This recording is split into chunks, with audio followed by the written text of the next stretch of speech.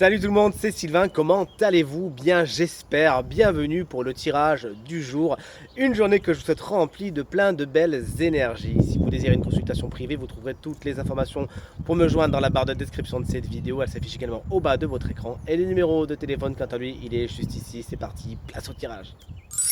Week-end du 5 et 6 octobre 2024, voici les énergies de ce week-end. Connectez-vous à votre intuition, faites votre choix entre une à deux cartes afin de découvrir quelles seront les énergies principales de votre week-end. Mettez cette vidéo sur pause si vous avez besoin de faire votre choix avec plus de temps. Ça c'est la carte numéro 1, la 2, la 3, voici la 4 et voici la 5. Mais surtout, vous le savez, dites-moi bien dans les commentaires quelle carte vous avez choisi.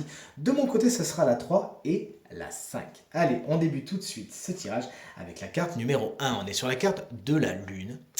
Elle a été tirée à l'envers, cette carte de la Lune. Regardez, elle n'arrive même pas à faire le focus, mais si, le voici, le voilà. La carte de la Lune, lorsqu'elle est à l'envers, attention, car il peut y avoir certaines choses de l'inconscient qui débarquent dans le conscient, mais c'est plutôt des craintes, des peurs. Les choses sont un peu déformées. Vous ne voyez pas les choses telles qu'elles sont, mais le filtre des peurs, justement, qui sont souvent coincées dans l'inconscient, fait que les situations qui sont face à vous, vous ne les voyez pas telles qu'elles sont, vous faites un petit peu des films.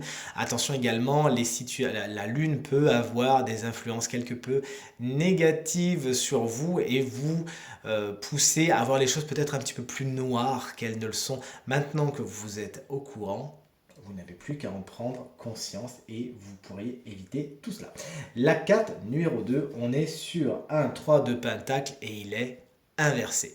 Lorsqu'il est en position inversée, cette carte vous explique que la collaboration a du mal à se faire ce week-end. Vous avez du mal à vous entendre avec les protagonistes qui jalonnent votre week-end. Certains veulent faire ci, certains veulent faire ça et d'autres veulent faire mi. Bon, personne s'entend et malheureusement, si vous avez quelque chose à faire en commun, il va falloir trouver un terrain d'entente. La clé avec cette carte pour la remettre à l'endroit, donc dans son énergie positive, c'est de se poser tout simplement, d'en rire, de boire un petit coup pendant qu'on a des conversations, et dire bon, toi tu veux ça, toi tu veux ça, toi tu veux ça, et de se dire mais c'est possible, c'est pas grave de ne pas être d'accord avec les autres. La carte numéro 3, si vous l'avez choisi, tout comme moi, on est sur la carte de l'empereur, un week-end somme toute assez stable et solide. La carte de l'empereur, c'est également une carte qui peut nous parler du domaine professionnel, qui peut être un domaine particulièrement important de votre week-end, mais cette carte va aussi mettre la part belle sur la lumière, pardon, sur les décisions que vous allez prendre ce week-end qui pourraient justement emporter l'adhésion des autres. D'ailleurs, l'empereur peut également être un personnage de votre week-end qui a beaucoup d'autorité, beaucoup de charisme et qu'on suit tout naturellement. Donc si c'est pas vous, ça sera quelqu'un de votre week-end. 9 c'est quand même un homme, il faut bien se le dire. La carte numéro 4, si vous l'avez choisi, on est aussi sur un personnage. Regardez ce petit lézard comme il est mignon. C'est le valet de bâton, mais il est à l'envers. Donc bon, deux choses l'une, soit vous manquez d'envie, d'ambition, de désir ce week-end, vous n'avez pas spécialement envie de faire grand-chose, mais vous avez le droit, vous avez le droit de rester chez vous et d'en profiter également. Soit justement, c'est des envies qui viennent, qui partent, qui viennent, qui partent. On a un petit peu du mal à vous suivre. Et d'ailleurs, si c'est un personnage qui souvent est d'esprit vif, donc souvent parfois plus jeune que nous, est souvent signe de feu, bélier, lion ou sagittaire, c'est quelqu'un qui est très difficile à suivre dans le sens où on ne sait pas ce qu'il veut. Il est un peu apathique, d'un coup il veut s'envoler, d'un coup il veut rester ici. Bref, vous l'aurez compris, c'est quelqu'un qui peut dynamiser votre week-end, mais pas spécialement dans le meilleur des sens du monde.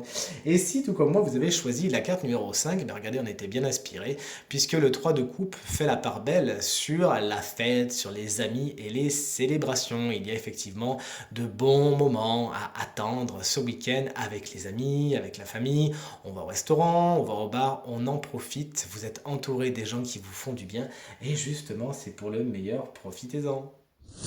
Tirage terminé, j'espère qu'il résonnera avec un maximum d'entre vous et vous permettra de passer la journée la plus positive possible. C'est tout ce que je vous souhaite du fond du cœur. Merci infiniment pour vos encouragements, vos partages et vos commentaires qui me touchent énormément. Je vous embrasse très très fort et je vous dis à demain. Salut!